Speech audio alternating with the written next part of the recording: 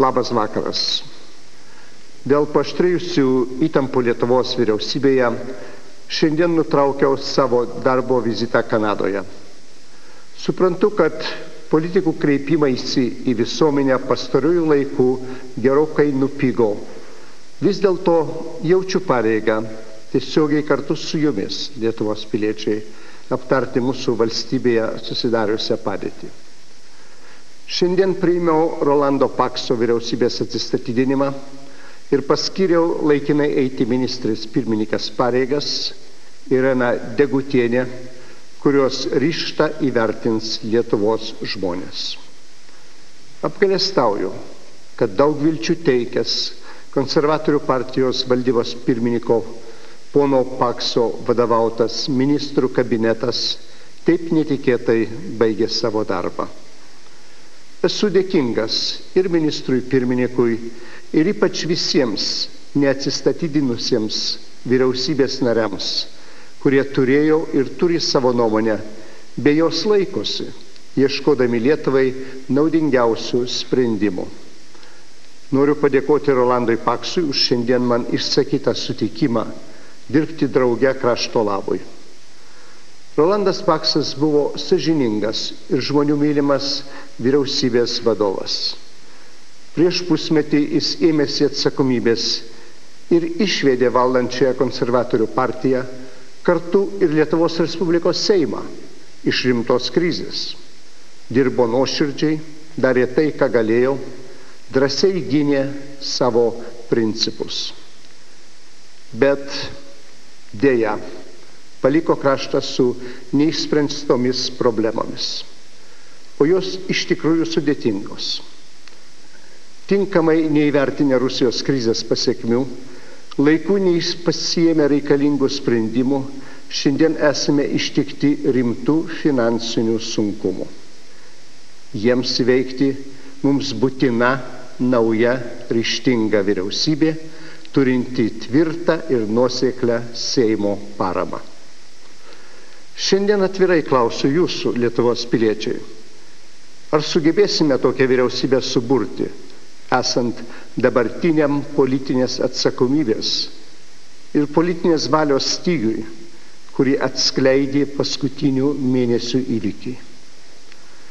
Nepaisant partijos pirmininko Vytauto Landsbergio bei kitų partijos vadovų garbingos valstybininkų laikysenos, Tėvynės sąjungos vidinė konsolidacija ima kelti vis daugiau abejonių.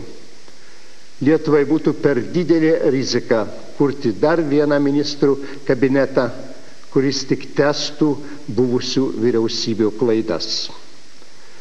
Gerbdamas parlamentinę demokratiją ir laikydamasis jos nuostatų, tokios valios ir atsakomybės laukiu iš Seimo daugumą turinčios konservatorių partijos.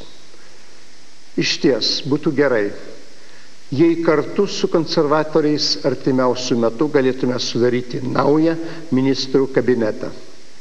Aš paremsiu konservatorių partijos siekį imtis atsakomybės už būsimos vyriausybės darbą. Tikiuosi, kad šis siekis bus aiškiai išreikštas ir pagristas realia antikrizinė veiklos programa.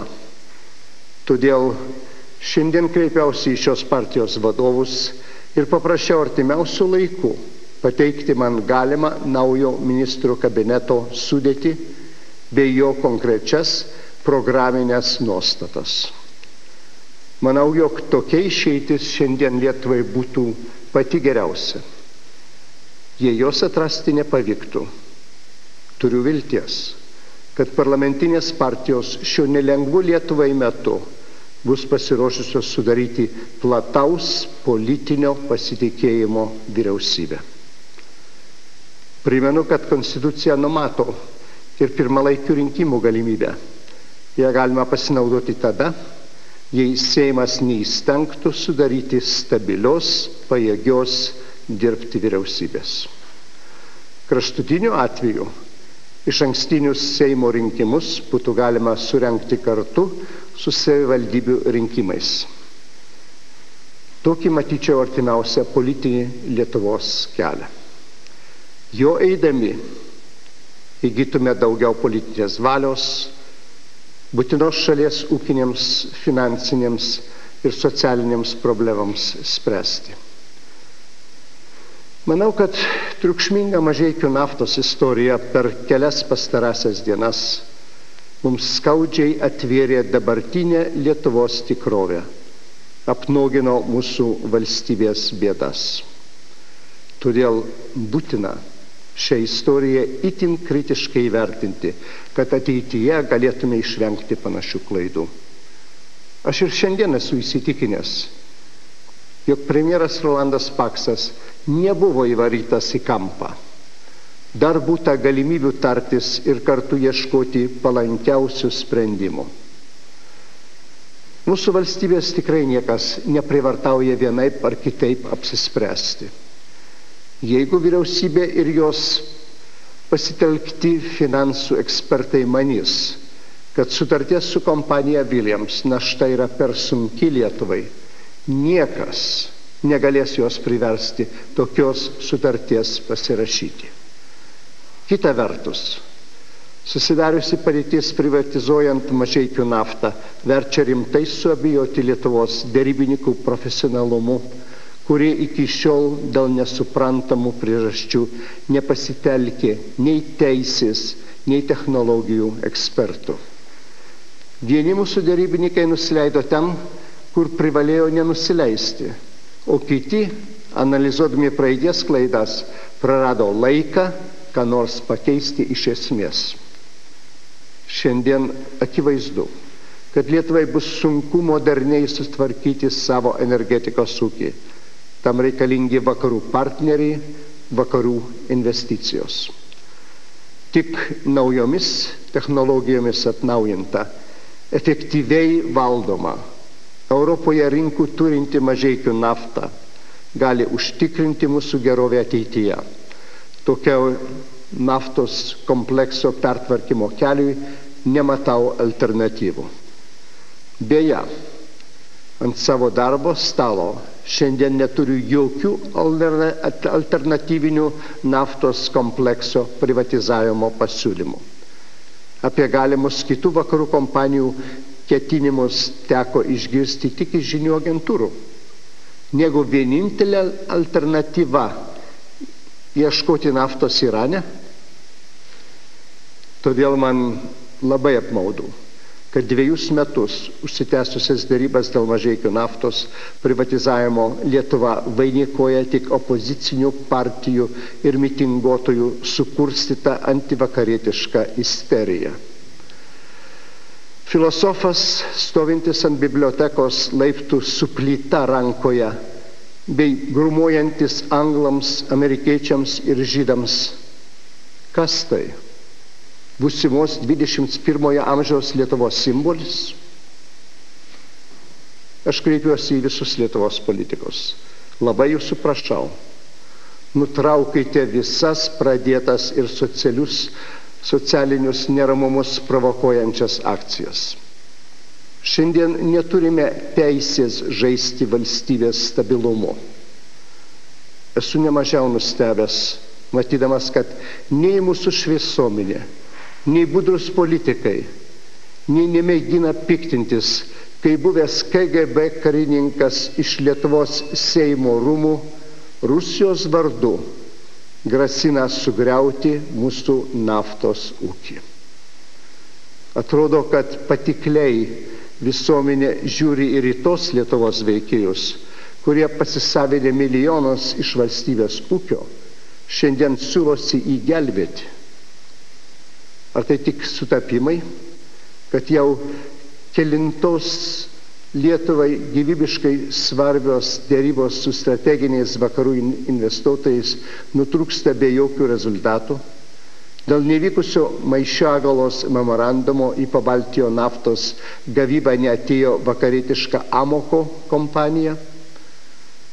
Korupcijos šešėlių pažymėtos konkurso sąlygos užkirto kelią į Lietuvos energetikos ūkį solidžiai vakarų įmonei Enran. Dėl to lig šiol esame atskirti nuo vakarų energetikos sistemos. Iš šios faktus negalime numoti ranką, atsakingai galvodami apie tolesnį Lietuvos likimą. Nėra abejonės, kad šios strateginės mūsų nesėkmės taip pat prisidėjo prie sunkios dabartinės šalies ūkio ir finansų būklės. Laiku neperžiūrėję šių metų valstybės biudžeto, nesiėmė antikrizinio veiksmų plano, šiuo metu susidūrėme su skaudžiu lėšų stygiumi. Šį stygių jau pajuto policininkai, pensininkai, mokytojai ir kariškiai. Manau, kad šiandien turime sėstis už stalo su tarptautinėmis finansų institucijomis ir ieškoti Lietuvai priimtinų išeičių. Buvusios populistinės politikos pasekmės neturėtų prislėgti krašto žmonių nepakeliama našta. Kita vertus, dabarties sunkumo akivaizdoje negalime pasiduoti vien valdžios maloniai. Valdžia gal ir galėtų gelbėti mus iš bėdos, bet tik trumpam laikui. Turime imtis didesnės iniciatyvos ir rizikos patys. Ilgalaikis mūsų sėkmės garantas tėra vienas – sėkminga privataus verslo plėtoti. Atrodo, kad šiandien atsistatydinusi vyriausybė šią tiesą gerai suprato. Tikiuosi, kad būsimas ministrų kabinetas stengsis realiai išlaisvinti privačią Lietuvos verslininkų iniciatyvą. Turime atsakingai kurti savo šeimų ir savo šalies gyvenimą. Gerai suprantu, kad šiandien nebus lengva, bet tikrai žinau, kad šie sunkumai laikini. Jaučiu, kad ir jūs tai suprantate. Pasitikėkime savo jėgomis. Kurkime šalies likimą savo rankomis ir protu. Tuomet ir Dievas mums padės. Ačiū ir linkiu jums ramaus vakaro.